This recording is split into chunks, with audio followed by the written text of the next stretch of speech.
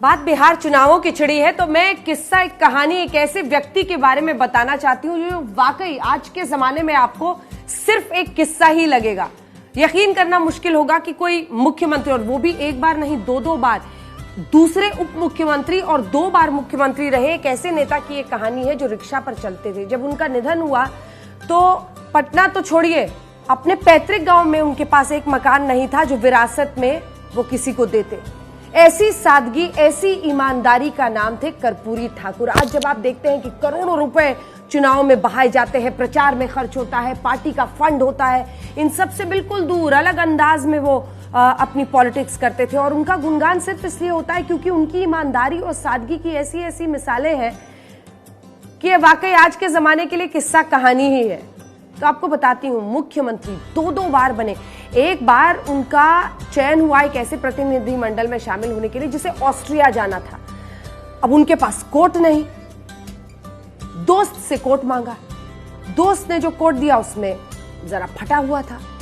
अब ऑस्ट्रिया गए और उसी के साथ वो शामिल हुए। वहां पर कहा जाता है कि यूगोस्लाविया के जो शासक थे मार्शल टीटो, उन्होंने देखा वो फटा हुआ कोट और फिर उन्हें एक नया कोट गिफ्ट किया।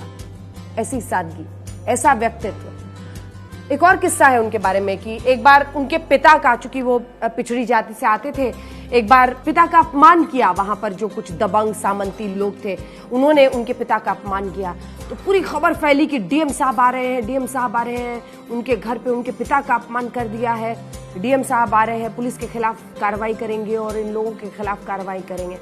तो कर्पूरी ठाकुर ने खुद जाके रोका था और कहा कि अगर ये जो पिछड़े लोग हैं इनका अपमान तो रोज होता है, सिर्फ मेरे पिता के खिलाफ अपमान होने पर कार्रवाई क्यों?